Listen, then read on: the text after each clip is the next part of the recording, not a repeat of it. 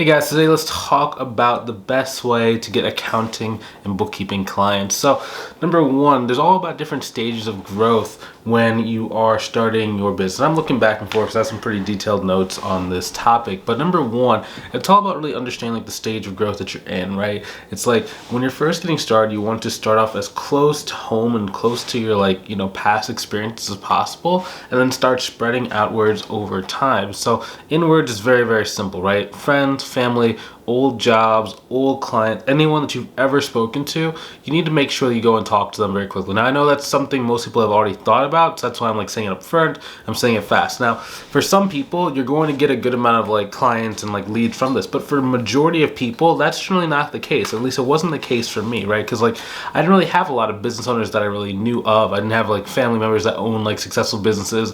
I didn't really work in small businesses in my career, and I just didn't really know anybody, right? Outside of maybe my pastor, I guess, because a church can be considered a business.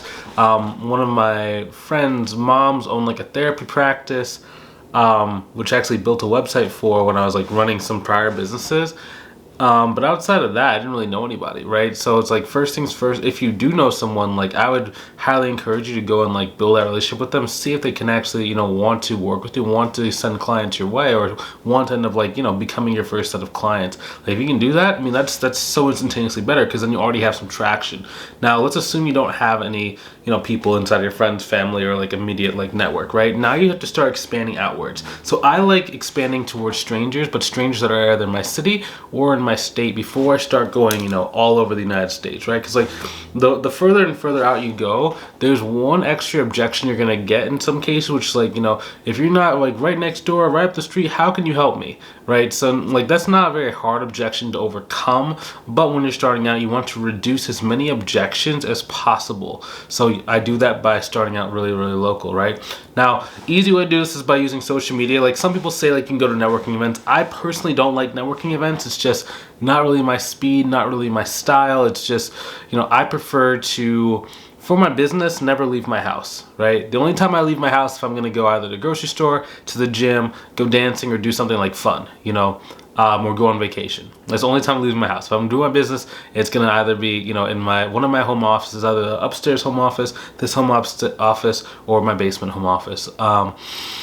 But yeah, because I kind of set up my life so where I really enjoy my house. It's warm right now in Michigan. It's fluctuating between 60 to 20 degrees. Every other day is kind of hit or miss, So it's just the one constant is my house always stays around the same temperature.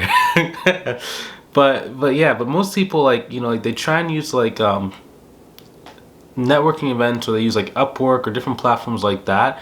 I prefer to utilize more of social media, but the way I utilize social media is very counterintuitive to a lot of people, right? Because a lot of people, when they think of social media, they really think of being an influencer of some sort, right? Where they're putting out millions of pieces of content, maybe they're making videos, they're dancing on TikTok, or they're making YouTube videos, or having to educate people, or maybe they're writing a bunch of posts and stuff. That can work, case in point, I'm doing that now, but it's generally for a different type of business model than what you're thinking.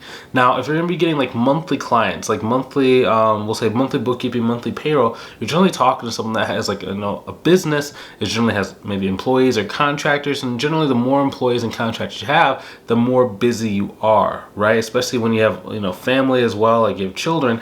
You're generally not going to be scrolling on social media, trying to learn stuff at that point, right? The only people that really are going to be scrolling social media are people that are thinking about starting a business, or maybe they're a consumer and they have a lot of free time, right? And those are people that kind of consume, not the people who are your ideal clients. So a lot of people do is they try and make endless and endless amounts of content, and then they get a bunch of people booking calls on their calendar, but people can barely afford to pay them $300, $400 a month. It's because content is going to attract people who are not really sizable enough to really start paying you a higher amount of money. The only difference between that and content that I would encourage my students in my program to make is content that sways people who are maybe on the fence about working with you to change their opinion, change their mind, change their thought process. So there's a very, very distinct caveat. What most people use content for is to try and get new people to know they exist. What we would use content for, and like most of our students don't even have to post because like it's just very simple, the process we use, but just in case you watch this, maybe you still want to post, right? I'm going to give you a solution.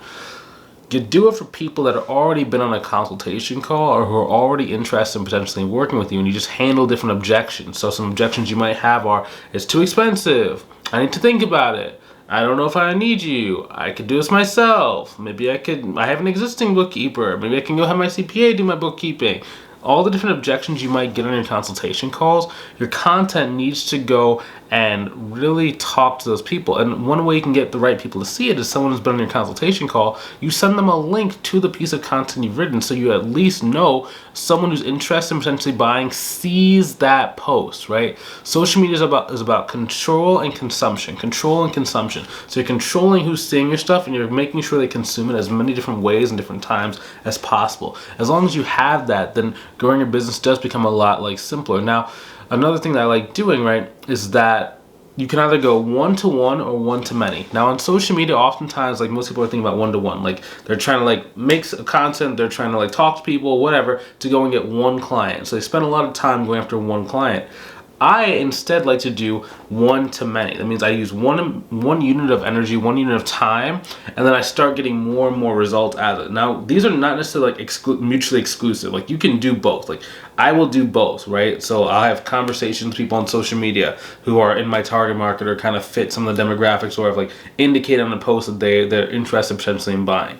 But then I like doing one-to-many stuff where it's like, you build a relationship with someone who has a lot of individuals. Like maybe they own like a local networking group. Maybe they have like a local association. Maybe they have like a business owner network. Maybe they just know a lot of business owners just because they're like different incubators and stuff with different like tech startups, right? But it's all about thinking who has my ideal client already inside of their like relationship kind of sphere of influence. That's just the sphere of people who know you exist, right? When you understand that, then growing your business becomes very easy. For example, one of my students, Maggie, she signed up a few clients last week, right? She got 20 clients from one referral partner, okay? That's a lot, right? When your minimum price is $500 per month, 500 times 20 is about $10,000 per month. But she was getting clients for like $1,000, $2,500, $3,000 per month thrown in there, right? So she grew her business very, very quickly, right? But it wasn't like she was sporadically posting. She just made one relationship. She got them to start sending a lot of clients to her. She was just really good at getting people to want to sign up. Now, she wasn't always like that. We did have to like work very heavily on her sales skills and her sales ability to be able to go and actually capitalize on the leads, right? Because at first she would get the leads, but she just wouldn't really know how to close them. So then first step for most people is getting leads, right? And we helped her, get the partnerships. Here's how you save partnerships. Here you talk to them. Here's how you get them to actually want to send clients to you. From there, it's okay, so cool. So here's what you actually do on your consultation calls to make sure that you actually close them. Then also on your consultation calls, here's how you really raise the perceived value of you and your service so people are willing to pay you more money.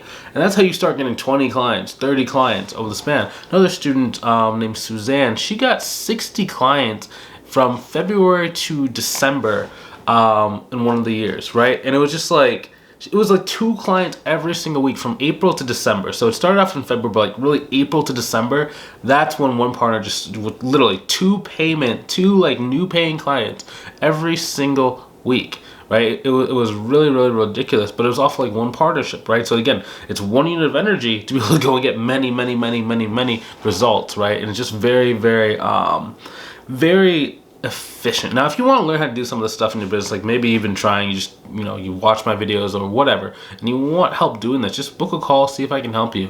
There's a link in the description below. But next thing is, okay, so there's a 2-pronged approach, right, when we're going after clients. Now, in my previous video on this channel, I talked about, having 3 main channels, like two passive, 1 active, right? But in this one, I'm going to be talking a little bit different. I'm going to be talking about like one that's like for now and one that's for the future.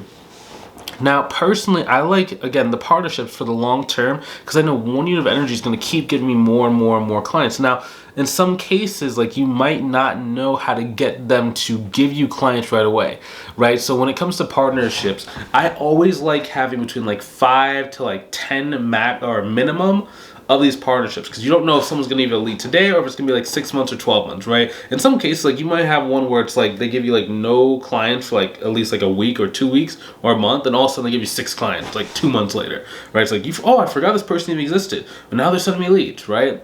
So what I like to do is actually the short run as well, which is making sure that if you're going to be doing LinkedIn, you still have that one-to-one kind of communication, right? So understanding like who's your target market, what to say, how to go get to them, right? And that's when you start getting more of like that shorter term revenue, especially if you're charging for like a cleanup fee. So like, for example, last year Eileen got her first large client on Christmas. It was an $8,000 cleanup and $800 per month. So she got paid, I believe she got the full amount because the person wanted to get some extra expenses for their taxes. So he just paid the whole thing up front, $8,000 up front on Christmas Day. It's an amazing Christmas present, right?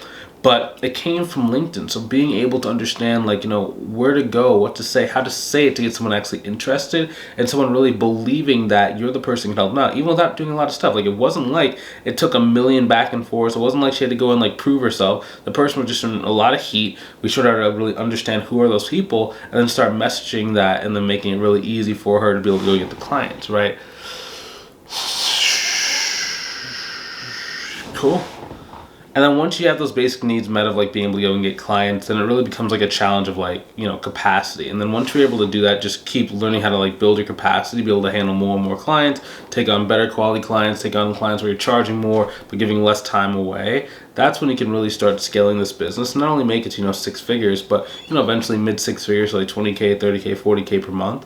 And then it gives you a lot more, security and comfort in your life. So hopefully you learned something new with this video. If you want some help growing your business from someone who's been where you're trying to go ahead and click on the link inside the description, book a call with myself or a member of my team to see if we can help you inside our mentorship program. Like, we can't help everybody, but for the people we can help, we do think it's a good fit. We're generally able to give you guys some pretty good results. So I'd love to be able to have a chance to help change your life. If that's you and you're interested in learning more about if there's potentially a fit, go ahead and click the link inside the description, book a call. We'll see you on the other side. Take it easy. Talk to you soon.